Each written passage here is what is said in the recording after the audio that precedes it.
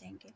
अच्छा, women develop ovarian hyperstimulation syndrome, what is the recommendation for thromboprophylaxis. देखें, ovarian hyperstimulation syndrome का score 4 होता है और इसके लिए आपने जो है ना क्योंकि ovarian hyperstimulation syndrome increase the risk of VT due to haemoconcentration और इमोबिलिटी, ठीक है ना। तो इस वजह से prophylactic low molecular weight heparin आपने देनी है throughout first trimester. What is the most common risk associated with monochorionic monoamniotic twin pregnancy? So, in monochorionic monoamniotic twin pregnancy, both fetuses share the same amniotic sac, making cord entanglement the most frequent and dangerous complication. Chronic hypertension is not diagnosed at 16 weeks but discovered incidentally. How should it be treated? Acha, if hypertension is confirmed before 20 weeks, it is considered chronic hypertension and should be treated with pregnancy safe antihypertensives such as methyl-dopa, labetalol या nifedipine। देखें, जो भी 20 week से पहले hypertension होगी वो तो आपकी chronic hypertension में कंसिडर की जाएगी, तो उसको आप ऐसे ही ट्रीट करेंगे जैसे आप क्रॉनिक हाइपरटेंशन को ट्रीट करते हैं और pregnancy safe anti hypertensive medications देंगे। A woman with twin transfusion syndrome is diagnosed at 25 week. What is the treatment of choice? देखें, अगर लेस दैन 26 वीक्स है तो fetoscopic laser ablation is the gold standard, ठीक है ना। तो आपने फिर इसको फिटोस्कोपिक लेज़र एब्लेशन देनी है। 26 to 28 week laser if possible, otherwise serial amnio reduction.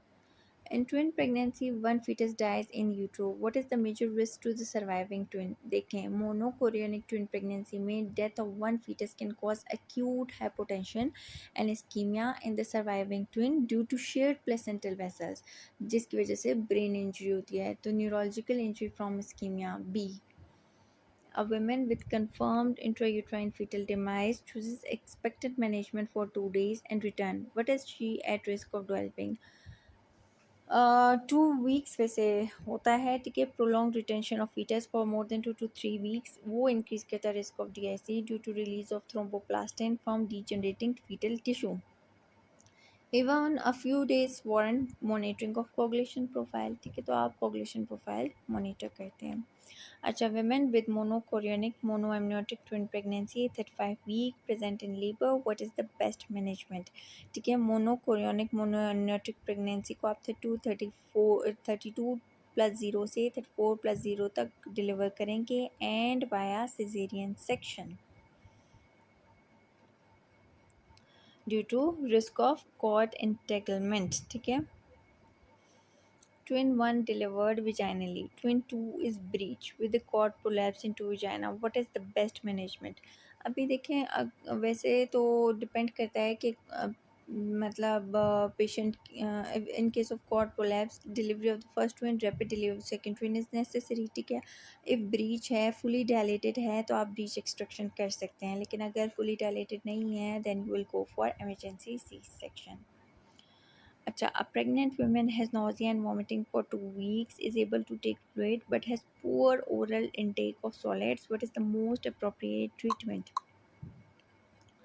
तो देखें, ये स्टेप लेटर पैटर्न मैंने आपको कहा कि पहले भी याद रखें कि फ़र्स्ट लाइन आपके पास साइक्लेज़िन है, देन आपके पास जो है ना मोड है और फिर कॉर्टिकोस्टेरॉइड है। तो माइल्ड टू मॉडरेट के लिए without dehydration can be managed on OPD basis with oral antiemetics, जिसमें आपके पास डॉक्सिलामीन, पैराडॉक्सिन, मीटोक्लोप्रामाइड। अच्छा, न्यू गाइडलाइन में अभी इन्होंने जो डॉक्सिलामीन पैराडॉक्सिन है इसको फर्स्ट लाइन एंटीमेटिक ऐड कर दिया है in pregnancy. In shoulder dystocia, after calling for help, perform macrobot maneuver and applying suprapubic pressure. What is the next recommended step if unsuccessful? अब ये चार आपने याद रखना है। सबसे पहले जो आएगा स्टेप, अगर फर्स्ट स्टेप पूछें तो call for help and then macrobot and suprapubic pressure.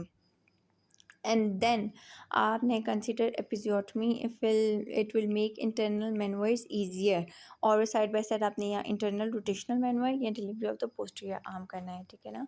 तो internal rotational maneuver, Rubin maneuver आपके पास किस में आ जाता है? internal rotational maneuver में। Once total dystocia is diagnosed, what should be done immediately after calling for help? तो मैंने आपको बताया है कि first manoeuvre after diagnosis and calling for help is McRoberts manoeuvre. ठीक है, वो क्या है ये भी याद रखना है. ये भी क्वेश्चन आता है कि मैक्रोबट मैनुअर में करते क्या हैं. In it the maternal legs are hyperflexed onto the abdomen which flattens the sacral promontory and increase the pelvic diameter.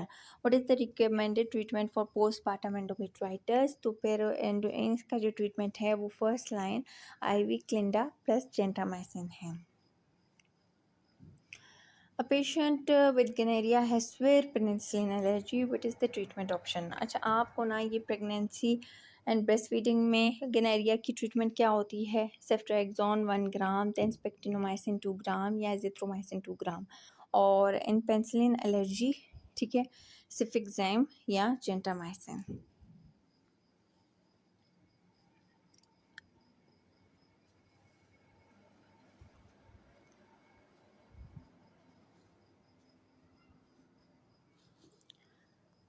A pregnant woman is found to have asymptomatic bacteriuria on urine. What is the next step? ठीक है, asymptomatic bacteriuria in pregnancy is treated to prevent pyelonephritis and preterm birth. तो फिर उसके लिए आप सिर्फ antibiotics देते हैं. ठीक है, देख लें कि कौन से ट्राइमेस्टर में है.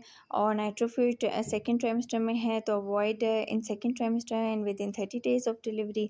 और ट्राइमेथोप्रिन सल्फमेथाक्सोजोल आपने फर्स्ट और सेकेंड ट्राइमेस्टर में अवॉइड करना है. थर्ड में दे सकते हैं. What is the recommended treatment for trichomonas? तो you treat trichomonas by oral metronidazole 2 gram single dose or 500 mg BD daily for 7 days. अब